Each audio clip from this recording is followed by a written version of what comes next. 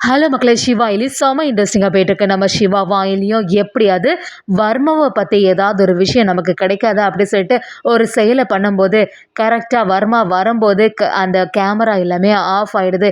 இன்னொரு சைடு வர்மாவும் நம்ம கபிலனுக்காக அடுத்த டாஸ்க்க குடுக்கும்போது, ஒரு கட்டத்தில நம்ம இந்திராணிக்கு கபிலன பத்தின சுயரூபம் எல்லாம் தெரிய வருதா? வீடியோக்குள்ள போறதுக்கு முன்னாடி நம்ம சேனலுக்கு சப்ஸ்கிரைப் பண்ணுங்க. அப்படியே பக்கத்துல இருக்க பெல் ஐகான கிளிக் பண்ணிருங்க. அப்பதான் நான் போடுற வீடியோலாம் உங்களுக்கு நோட்டிஃபிகேஷன் வரும். நம்ம ஆயிலியும் சிவா கிட்ட எல்லா பக்கமும் கேமரா வச்சிருக்கு. கண்டிப்பா கபிலனை பார்க்கறதுக்காக வர்மா வரும்போது இந்த வாட்டி மிஸ் பண்ணவே கூடாது. எப்படியாவது வர்மா யாரு அப்படிங்கிறத ஒரு விஷயத்த நம்ம தெரிஞ்சுக்கணும்னு சொல்லிட்டு நம்ம சிவாவும் ஆயிலியும் கபிலனோட ரூமுக்கு யாராவது வராங்களா அப்படி சொல்லி அந்த லேப்டாப்ல கேமரா ஃபிக்ஸ் பண்ணதை வச்சு எல்லாத்தையுமே கண்காணிச்சுட்டே இருக்காங்க. அதே சமயத்துல திடீர் இருந்தால கேமரா எல்லாம் ஆஃப் ஆகுற மாதிரி இருக்கு. அதை பார்த்த உடனே நம்ம அயலி குழம்பி போய் நிற்கிறாங்க.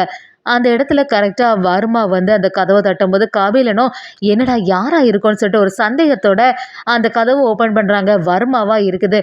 வர்மா அப்படியே கபிலனை சந்திக்கும் போது நம்ம அயலியும் சிவா கிட்ட என்னாச்சு கேமரா எல்லாமே ஆஃப் ஆயிட்டு அந்த வர்மா தான் வந்திருக்கணும். வர்மா ஜாமரோட வந்திருக்கான். அதனால தான் இங்க சுத்தி உள்ள கேமரா எதுவுமே ஒர்க் ஆகல. சரி வெளியில போயாவது ஏதாவது பார்க்கலாமான்னு சொல்லிட்டு நம்ம அயலி ட்ரை பண்ணும்போது அந்த கதவு எல்லாமே லாக் ஆயிருக்கு. கபிலனை பார்க்க வந்த வர்மாவை என்ன கபிலா உன்னோட கண்ணெல்லாம் இப்படி சவுந்திருக்கு, பகலா முழிச்சு இருந்து இந்த மாதிரி இந்த புக்கை பார்த்தியா, அதோட எல்லாமே இப்போ கண்டுபிடிச்சிப்பே அப்படி கேட்கும்போது நம்ம கபிலனும் ஆமா நான் வந்து கண்டுபிடிச்சு எனக்கு சந்தேகத்தைப்படி இந்த புக்கெல்லாம் பார்க்கும்போது கண்டிப்பா இந்த இடத்துல தான் இந்த செட்டப் இருக்கும் அப்படிங்கிற மாதிரி சொல்றாங்க. அதை கேட்ட வர்மாவோ நானும் இதே தான் சந்தேகப்பட்டேன். பரவாயில்ல நீ கொடுத்த டாஸ்க் எல்லாம் கரெக்டாட்டு தான் முடிச்சிருக்க. சரி நான் சொல்ற மாதிரி நீ அடுத்து செய்தாகணும் அப்படி கேட்கும்போது நம்ம கபிலனும் என்ன ஏற்கனவே நீ என்கிட்ட பேசினல்ல, இந்த வேலையை மட்டும் நான் செய்து தந்துட்டா இந்த இடத்துல இருந்து என்னை விட்டுருவேன் அப்படின்னு சொல்லிட்டு மறுபடியும் என்ன பிரச்சனை பண்ணிட்டு இருக்க அப்படி கேட்கும்போது வர்மாவை நான் தான் சொல்றேன்ல, நான் வச்சதுதான் இங்கெல்லாம் சட்டம், ஒழுங்கு மரியாதையா இருந்துக்கும், நான் சொல்ற மாதிரி கேளுன்னு சொல்லிட்டு நம்ம கபிலன் கிட்ட அடுத்த டாஸ்க சொல்றாங்க. ஒரு வெடிக்கக்கூடிய பொருள் வந்து டெல்லியிலேருந்து இந்த இடத்துக்கு வந்துட்டு இருக்கு. அது வந்து ட்ராக் பண்ணி நீ கரெக்டாட்டு என்கிட்ட சொல்லணும். இது எங்கே வந்துட்டு இருக்கோ அதையெல்லாம் கண்டுபிடிச்சு எனக்கு கைக்கு வர்ற மாதிரி ஒரு செயலை பண்ணணும். இதை மட்டும் பண்ணிட்டேன்னு வச்சுக்கேன் 3000 கோடி உனக்கு தந்துடுவேன். அதுக்கப்புறமா நான் உன்னை எந்த டிஸ்டர்பும் பண்ண மாட்டேன் அப்படிங்கிற மாதிரி நம்ம கபிலன் கிட்டே சொல்லும்போது கபிலனும் அப்படியே அதிர்ச்சியாகி நிற்கிறாங்க. என்னது இவ்வளோ கோடி ரூபாய் தருவானா? சரி நான் இந்த விஷயத்த நான் எப்படியாவது முடிச்சு தந்துடுறேன் அப்படி சொல்லிட்டு கபிலனும் வர்மா கிட்ட ஒரு வாக்கு கொடுக்குறாங்க. வர்மாவும் அவங்க அசிஸ்டன்ட் கிட்ட எல்லாம் கண்டிப்பா இந்த செயலை செய்தா அதுக்கப்புறமா என்னெல்லாம் யாருமே அசைக்கவே முடியாது, அந்த அளவுக்கு நான் பெரிய ஆளாயிருவேன் அப்படிங்கிற மாதிரி வர்மா ஒரு பிளான்ல இருக்காங்க. அதே சமயத்தில் நம்ம சிவாவும் அயிலியும் என்னது இது கபிலன் மாட்டிக்கிட்டானா இல்லைனா கபிலன் கிட்ட என்ன வந்து பேசுகிறாங்கிறது தெரியலையே, ஏதாவது ஒரு விஷயம் தெரிஞ்சாதானே நம்ம அதுக்கேற்ற ஒரு செயல் பண்ண முடியும் சொல்லிட்டு நம்ம சிவாவும் அயிலியும் டென்ஷனில் இருக்கும்போது கொஞ்ச நேரத்தில் கேமரா எல்லாம் சரியாகிறத கவனிக்கிறாங்க. அப்படியே சிவா அப்படி பார்க்குறாங்க. இப்போ பாரு அயலி கபிலன் எல்லாம் தெரிகிறான் பாரு அப்படி சொல்லிட்டு அந்த கேமராவை பார்க்குறாங்க. ஆனால் அதுக்குள்ளே வர்மாவும் அந்த இடத்த விட்டு போயிடுறாங்க. இதெல்லாம் பார்த்துட்டு இருந்த நம்ம அயலியும் சிவா கிட்ட நான் தான் ஏற்கனவே சொன்னேன்ல, அந்த வர்மா சரியான ஆளாக இருக்கான், அவனெல்லாம் பிடிக்கிறது ரொம்பவே கஷ்டம், நம்ம வந்து ரொம்ப தெளிவாக இருக்கோம்.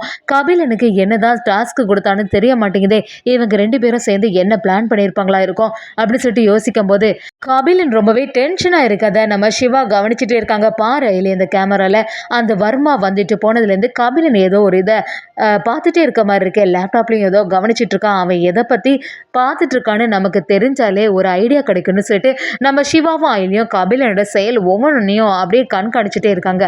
அதே சமயத்தில் நம்ம இந்திராணியும் நம்ம உதய பெருமாள் கிட்ட வந்து இப்படி கபிலன் வந்து வெளிநாட்டுக்கு பிஸ்னஸ் சம்மந்தமாக படிக்கிறதுக்கு போயிருக்கான்ல, அவன் வெளிநாட்டிலேருந்து வந்த உடனே என்னோட பிஸ்னஸ் பொறுப்பு எல்லாத்தையுமே நம்ம கபிலன் கையிலேயே ஒப்படைக்க போகிறேன் அப்படி சொல்லும்போது செல்வநாய்க்கு சந்தோஷமாக இருக்குது. செல்வநாயும் அதை நினச்சி சந்தோஷப்பட்டு அப்படி நம்ம ரித்திகா கிட்ட வந்து ரித்திகா நீ ஏதோ கவலைப்பட்டுட்டே இருந்தல்ல, இந்த இந்திராணிக்கு கீழே தான் நம்ம அடிமையாக இருக்கணும் போல, சொத்தையும் அந்த இந்திராணி யாருக்குமே எழுதி தர மாட்டேங்கிறா, என்ன செய்யறது அப்படின்னு சொல்லிட்டு யோசிச்சுட்டே இருந்தேன். நல்ல வேளை இந்திராணி வந்து கபிலன் ஃபாரின்லேருந்து வந்த உடனே எல்லா சொத்தையுமே எல்லா பொறுப்பையுமே அவன்கிட்டே ஒப்படைச்சிட்டேன்னு சொல்லிட்டா, இனி எதுக்குமே கவலைப்படாத ரித்திகான்னு சொல்லிட்டு செல்வனாயும் ரித்திகா கிட்டே எல்லாத்தையுமே சொல்ல ஆரம்பிக்கிறாங்க.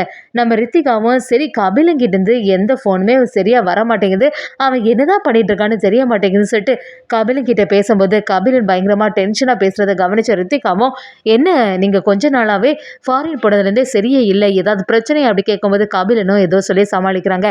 இல்லை கூடிய சீக்கிரத்தில் நான் வீட்டுக்கு வந்துடுவேன், எந்த பிரச்சனையும் இல்லை, எல்லாத்தையுமே ஒழுங்கா முடிச்சுட்டு வரேன் அப்படின்னு சொல்லிட்டு நம்ம கபிலன் ரித்திகாவை சமாதானப்படுத்துறாங்க. ஆனால் ரித்திகாவுக்கு ஒரு சந்தேகம் வந்துட்டே சொல்லலாம். அதே சமயத்தில் இன்னொரு பக்கம் நம்ம சிவாவும் அயலியும் சேர்ந்து சரி கபிலனுக்கு என்னதான் டாஸ்க் கொடுத்துருக்கா அப்படிங்கிறத தெரிஞ்சுக்கிறதுக்காண்டி ஒரு கட்டத்தில் முயற்சி பண்ணும்போது எல்லா விஷயமும் தெரிய வருது. அது தெரிஞ்சுக்கிட்ட நம்ம அயலியும் செம மாசா இதை தடுக்கணும், அந்த பாம் மட்டும் கண்டிப்பாக அந்த வர்மாவோட கையில் கிடச்சிட்டுனா பெரிய பிரச்சனை ஆகிடும், அதனால சீக்கிரமாக அந்த பிளானை காப்ப வைக்கணும்னு சொல்லிட்டு நம்ம சிவாவும் அயலியும் சேர்ந்து கபிலனுக்கு ஒரு பெரிய பிரச்சனை கொடுக்குறாங்கன்னே சொல்லலாம். ஒரு கட்டத்தில் நம்ம இந்திராணிக்கு கபிலன் வெளிநாடு போகலை, இங்கே தான் இருக்கான் அப்படிங்கிறத தெரிய கபிலனோட சுயரூபம் எல்லாம் சீக்கிரமாக நம்ம இந்திராணிக்கு தெரிய வரப்போகுதுன்னே சொல்லலாம்.